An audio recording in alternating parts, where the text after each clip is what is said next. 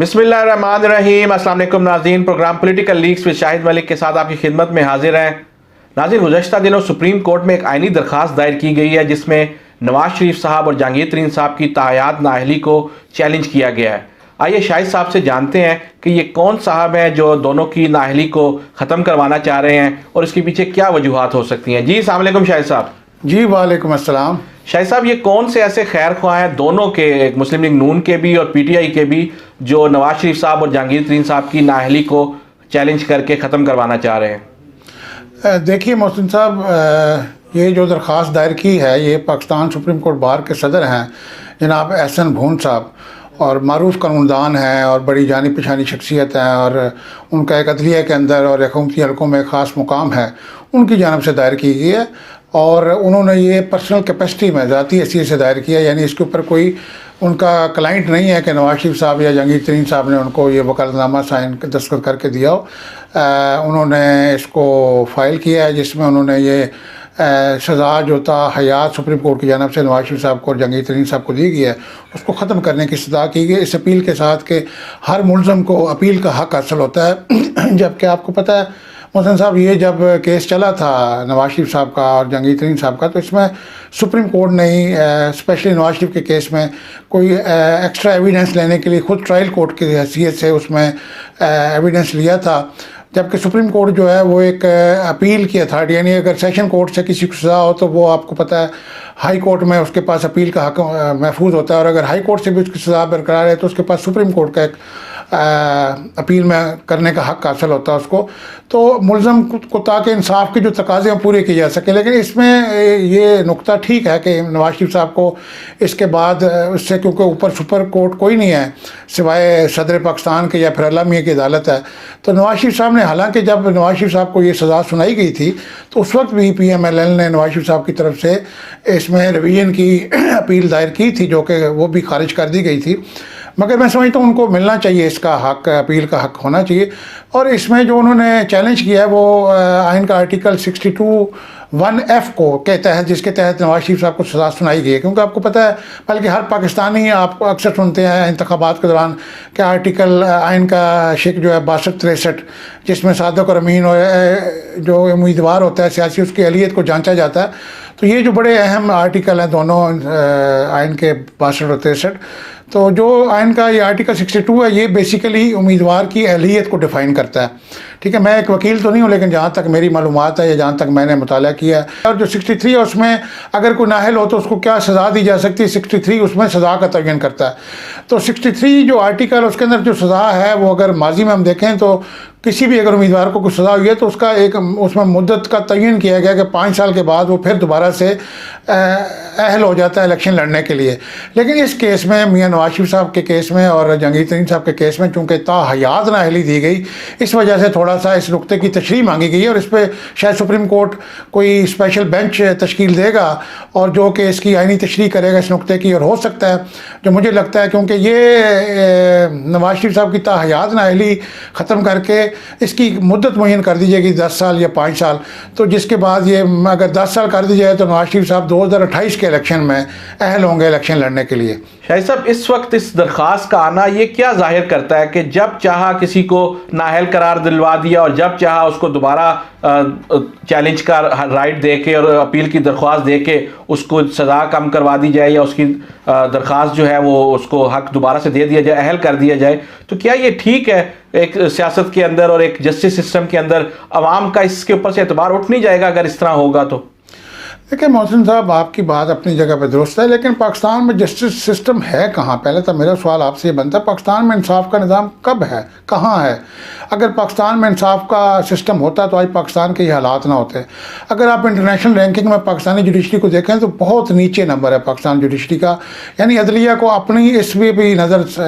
दौड़ानी चाहिए कि वो आलमी रैंकिंग में कहाँ पर खड़े हैं इंसाफ के असूल के लिए, जहाँ पे पाकिस्तानी अवाम रुल रहे हैं और अदालतों को चक्कर लगा लगा के अपने काफ़ी देखो। हज उम्रे में पाकिस्तान का पहला नंबर है और इंसाफ में शायद 139वां नंबर है, या जी बिल्कुल इसी तरह है। और अभी ट्रांसपेरेंसी में भी आपने नंबर देख लिया, करप्शन में पाकिस्तान का कौन सा नंबर है। तो पाकिस्तान की बदकिस्मती है कि पाकिस्तान हर मैदान में बहुत पीछे है और करप्शन में बहुत आगे है। तो मैं समझता हूँ कि आपने देखा होगा अक्सर अदालतों में इंसाफ ना मिलने पर बेशुमार लोगों ने खुदकुशी की है। अदालतों के अंदर जो अदालत का हाथ है उसके अंदर उन्होंने खुदकुशी की है। तो ये पाकिस्तान के जो जुडिशल सिस्टम है इसके ऊपर भी सवाली निशान है। इसके अंदर बहुत सी रिफॉर्म्स होने वाली है और पाकिस्तान में केसेस की जो पेंडेंसी है अदालतों में, अगर वो देखें तो पाकिस्तान अगर एक दादा केस करता है तो पोते को आके इंसाफ मिलता है, या अगर एक बेजुर्म इंसान जेल में चला गया है तो उसको कोई 30-35 साल जब जेल काट लेता है, उम्र कैद के बराबर वो जेल काट लेता है, फिर जाकर वो बरी होता है। तो ये मेरे ख्याल में अदालतों को भी देखना होगा। लेकिन इस केस के हवाले से अगर हम बात करें तो देखें, लोग तो इस केस में सुप्रीम कोर्ट पे नज़रें लगाए बैठे हैं, लेकिन मैं और मुझ जैसे जो लोग सियासी शऊर या जिनकी सियासी बसीरत है वो ये समझते हैं कि जब नवाज शरीफ साहब की नाअहली का फ़ैसला आया था और जहांगीर तरीन साहब की नाअहली का फ़ैसला, उस वक्त भी सुप्रीम कोर्ट से ऐलान हुआ था मगर फ़ैसला कहीं और से आया था। और अब भी ये जो दरख्वास्त दायर की गई, अगर इसके ऊपर कोई मुस्बत फ़ैसला आता है नवाज शरीफ साहब के हक़ में या जहांगीर तरीन साहब के हक़ में, तो मैं नहीं समझता कि सुप्रीम कोर्ट के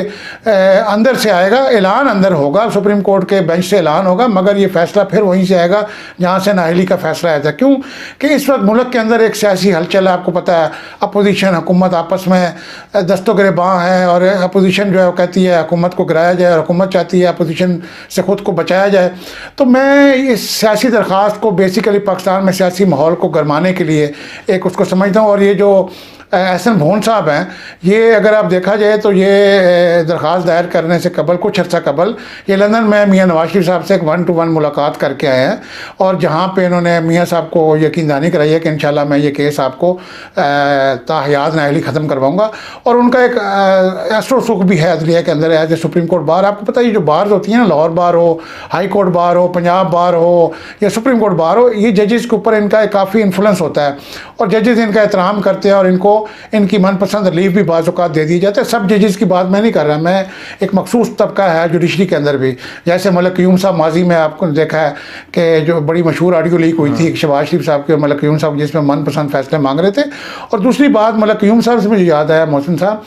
कि इस केस में भी मेरी मुस्लिम लीग नवाज़ के कुछ हलकों से बात हुई है। मैंने कहा ये दरख्वास्त मियाँ साहब ने दायर करवाई है या खुद से कहते हैं जी मियाँ साहब, अब वो उनके लोगों का कहना है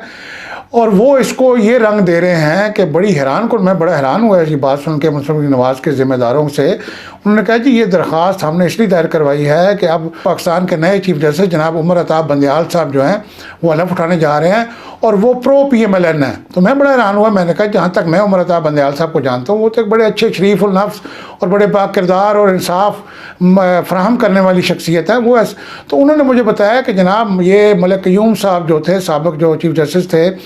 उनकी जो सकी भतीजी है वो उनकी जो सक्का भतीजा है वो उमर अताब बंदियाल साहब के घर शादीशुदा, यानी अगर दूसरे लफ्ज़ों में कहूँ तो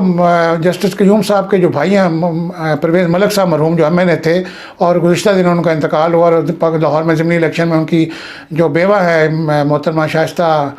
परवेज़ साहिबा वो जीती हैं भारी अक्सरियत से। तो वो फैमिली है जिनके 3 MNA असम्बली में थे, यानी परवेज़ मलिक साहब मरहूम MNA थे, उनकी एहलिया स्पेशल सीट पे MNA थी, उनके बेटे अली परवेज़ साहब लाहौर के एक और हल्के से MNA मुंतखब हुए थे। तो उनके ये समधी हैं उमर अताब बंदियाल साहब जो हैं वो परवेज़ मलिक एंड फैमिली के समधी हैं, यानी परवेज़ मलिक साहब का बेटा उमर अताब बंदियाल साहब का दामाद है और उमर अताब बंदियाल साहब की साहबजादी जो है वो शाइस्ता परवेज़ मलिक साहबा की बहू हैं। तो उस हवाले से वो ये उम्मीद लगाए बैठे हैं कि शायद जिस तरह साकम निसार साहब ने PTI को आउट ऑफ द वे जाके इंसाफ फराम किया और इमरान खान साहब को सादक और अमीन कहा और नून लीग को रगड़ा लगाया और PTI को फेवर दी, तो अब उनको ये शायद लग रहा है कि उमर अताब बंदियाल साहब के आने से वो नवाज शरीफ की सज़ा ख़त्म कर देंगे या उसमें कमी कर देंगे। तो असल में कहानी ये चल रही है पसे पुश्त। और अब देखना यह है कि उमर अताब बंदियाल साहब जब चीफ जस्टिस ऑफ पाकिस्तान बनते हैं, हलफ उठाते हैं, आपने देखा तो वो इस केस के में खुद शामिल होते हैं या इस केस से ख़ुद को अलग रखते हैं। यकीनन वो ख़ुद को इस केस से अलग रखेंगे क्योंकि वो इसकी नज़ाकत को समझते हैं और वो एक मंजे हुए एक जुडिशल ऑफिसर है, इस वक्त सीनियर पाकिस्तान की सबसे आला ओहदे पर फायज़ है जुडिशरी के। तो वो मेरे ख्याल में कभी भी ऐसा तासुर नहीं देंगे, ना वो ऐसा करेंगे। लेकिन फिर भी वो कहते हैं ना दिल बहलाने को ख्याल अच्छा है, क्या कहते हैं वो शेर है। तो मैं ये समझता हूँ कि ये सियासी हलचल मचाने के लिए एक दरख्वास्त दायर की गई जिससे कि शायद साहब 2017 में ये काफ़ी बात इस बारे में हुई थी कि नवाज शरीफ साहब को नाअहल करने के लिए साथ जहांगीर तरीन साहब को कुर्बानी का बकरा बनाया गया था ताकि दोनों तरफ से मतवाजन हो जाए। तो अब भी दोनों को किया जा रहा है, तो क्या एक के साथ एक फ्री ऑफर चल रही है? जी बिल्कुल मोहसिन साहब, देखे जो ये स्क्रिप्ट लिखते हैं ना, वो गेम को बैलेंस लेके चलते हैं, हीरो और विलन को साथ साथ लेके चलते हैं, आखिर में जाके हीरो को विलन को मरवाते हैं। तो उन्होंने उस वक्त ये तासर देने के लिए कि अगर हम नवाज शरीफ साहब को नाअहल करेंगे याद तो ये तासर ना जाए कि हमने कोई NT-PMLN फैसला दिया, तो उन्होंने साथ जहांगीर तरीन साहब को भी नाअहल किया ताकि जहांगीर तरीन साहब इमरान खान साहब के बाद सीनियर मोस्ट वो अहदेदार थे PTI के अंदर। तो उस वक्त लोगों को कहा कि नहीं यार, अगर नून लीग का लीडर नाअहल हुआ है तो PTI का लीडर भी नाअहल हुआ। लेकिन अब उसी तरीके से इस आइनी दरख्वास्त के ऊपर शायद दोनों को, क्योंकि जहांगीर तरीन साहब का भी आने वाली सियासत में बड़ा अहम रोल मैं देख रहा हूँ, और नवाज शरीफ साहब का भी, चूँकि शहबाज शरीफ साहब ने इस्टेब्लिशमेंट के आगे जो भी उनकी डील हुई है उसमें ये तय पाया है, इस्टेब्लिशमेंट की एक कोशिश नाकाम हुई है, जो कि मैं बिल्कुल इसका खुल के इज़हार करना चाहूँगा कि इस्टेब्लिशमेंट ने बड़ी कोशिश की नवाज शरीफ और शहबाज शरीफ को तकसीम तोड़ने की, यानी शीन लीग और नून लीग बनाने की। लेकिन इसमें मुस्लिम लीग नून जो है वो साबित कदम रही, और उन्होंने दोनों भाइयों ने, क्योंकि इनका ग्रुप ही इत्तफाक ग्रुप होता था जहाँ से इनकी सियासत शुरू हुई, तो इनके अंदर ये इत्तफाक जो है दोनों भाइयों में ख़ानदान के अंदर मौजूद है। गो निचली सतह पर अब मरियम और हमज़ा और शायद नीचे ये आगे ना चल सके इत्तफाक की जो इनकी आपस में वो है एक रख रखाव, मगर शहबाज शरीफ साहब ने भी इस्टेब्लिशमेंट को कहा कि आप मियाँ साहब को एक मौका और दें, मैं प्राइम मिनिस्टर अगर बनाएंगे तो हमारे ख़ानदान में, और शायद शहबाज शरीफ साहब भाई के मुखालफत पे नहीं आना चाहते, क्योंकि इससे मुस्लिम लीग नवाज़ को बहुत बड़ा धचका लगेगा, नुकसान पहुँचेगा, और मुस्लिम लीग नवाज़ जो है दो हिस्सों में तकसीम हो जाएगी। तो इसलिए उन्होंने, अब इस्टेब्लिशमेंट ने यही फिर फैसला किया है कि इसको मियाँ नवाज शरीफ साहब को जो नाअहली की मुद्दत है उसको कम करके 5 साल या 10 साल में, जहाँ तक मेरा ख्याल है 10 साल कर दी जाएगी, ताकि 2023 के इलेक्शन में भी नवाज शरीफ साहब नाअहल रहें, और 2028 में जब जो भी उस वक्त हुकूमत होगी, जब मुद्दत, उस वक्त नवाज शरीफ साहब अहल होकर चौथी बार प्राइम मिनिस्टर बनने के अहल हो जाएं। तो ये सारा सियासी टोपी ड्रामा है मोहसिन साहब। फैसला पहले भी कहीं और से आया था और नाअहली का, और फैसला जो अहलियत का आना है वो भी कहीं और से आना है। सुप्रीम कोर्ट एक बहाना है, और ये हमारी बदकिस्मती है। मैं माज़रत के साथ, हमारे लिए जुडिशरी जो इंतहाई काबिल एहतराम है, काबिल इज़्ज़त है, लेकिन कुछ काली भेड़ें जैसे आपको पता है हर शोबे में होती हैं, हर फौज में भी हैं, ब्यूरोक्रेसी में भी हैं, जुडिशरी में भी हैं, पॉलिटिशियंस के अंदर भी हैं, तो वही इन चीज़ों का फ़ायदा उठाती हैं और मौका परस्त लोग होते हैं। तो शायद ये कोई गेम एस्टेब्लिशमेंट की मिली भगत से या जुडिशरी की मिली भगत से, या जैसे मैंने कहा सुप्रीम कोर्ट बार के जो एहसन भून साहब हैं उन्होंने कोई इसका रास्ता निकाला हो आईनी, जिस पे नवाज शरीफ साहब को कोई और जहांगीर तरीन साहब को कोई रिलीफ मिल जाए। चलिए, thank you very much Shahid साहब टाइम देने के लिए। हम मज़ीद आपसे इस टॉपिक के ऊपर बात करते रहेंगे जैसे जैसे ये दरख्वास्त जो है वो आगे बढ़ेगी। जी बहुत शुक्रिया। जी नाज़रीन, आप सुन रहे थे शाहिद साहब की गुफ्तगू। उम्मीद करते हैं आपको हमारा आज का ये प्रोग्राम पसंद आया होगा। इसके साथ ही अपने मेज़बान मोहसिन मलिक को इजाज़त दें। आपसे मुलाकात होगी बहुत जल्द। अल्लाह हाफिज़।